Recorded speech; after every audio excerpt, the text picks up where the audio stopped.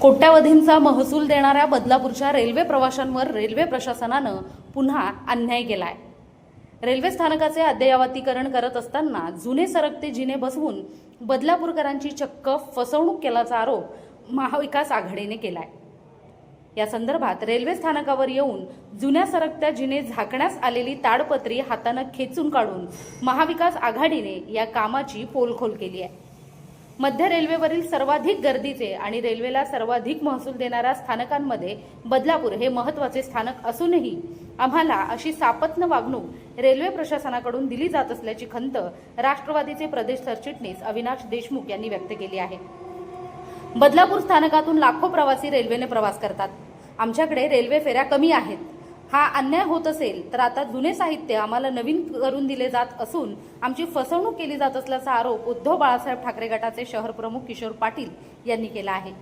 हा जिना काढून या ठिकाणी नवा सरकता जिना बसवण्याची मागणी यावेळी आंदोलनकर्त्यांनी केली आहे, अन्यथा मोठे आंदोलन छेडण्यात येईल असा इशारा देखील दिलाय।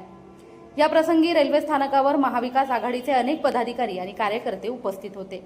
पाणी तर पाणी झालं।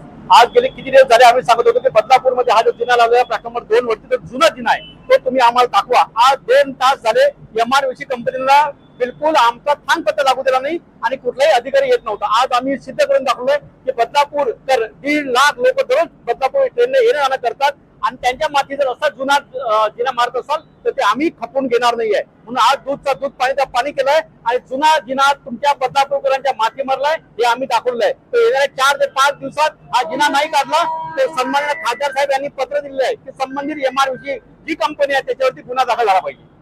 नक्कीच बदलापूरच्या रेल्वे प्रवाशांना इथे चुना लावण्याचं काम चालू आहे। रेल्वेच्या ज्या ठेकेदारांना जो ठेका दिलेला आहे त्यांचं कुठेतरी म्हणजे काय होतं त्याला जे ठेकेदारांच्या हिताचं हे रेल्वे प्रशासन आहे आणि त्यांनी त्यांचं हित बघून इथे जुने जिने किंवा जुन्या वस्तू वापरात आणलेल्या आहेत।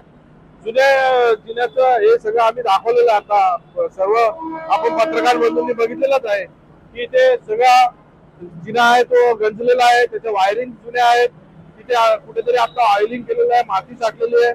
अशा परिस्थितीला आज 10-12 वर्ष जुना वापरलेला जिना बदलापूरकरांसाठी इथे लावलेला आहे। उद्या याच्यातून दुर्घटना झाली तर ते मागात पडणाऱ्या बदलापूरकरांना नंतर त्याच्यावर बोलून काय फायदा नाही। आज आम्ही त्यासाठीच मागणी करतो की जिना बदलला गेला पाहिजे आणि जिना जर बदलला गेला नाही तर आम्ही या ठेकेदारावरती गुन्हा दाखल करायला लावणार आहोत।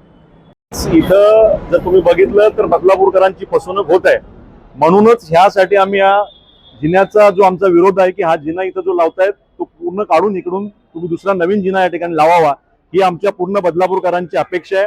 आणि ही अपेक्षा येणाऱ्या 4-5 दिवसांमध्ये रेल्वे प्रशासन असेल किंवा मुंबई रेल्वे विकास कॉर्पोरेशन असेल त्यांनी पूर्ण करायलाच पाहिजे, हीच आमची मागणी या ठिकाणी आहे।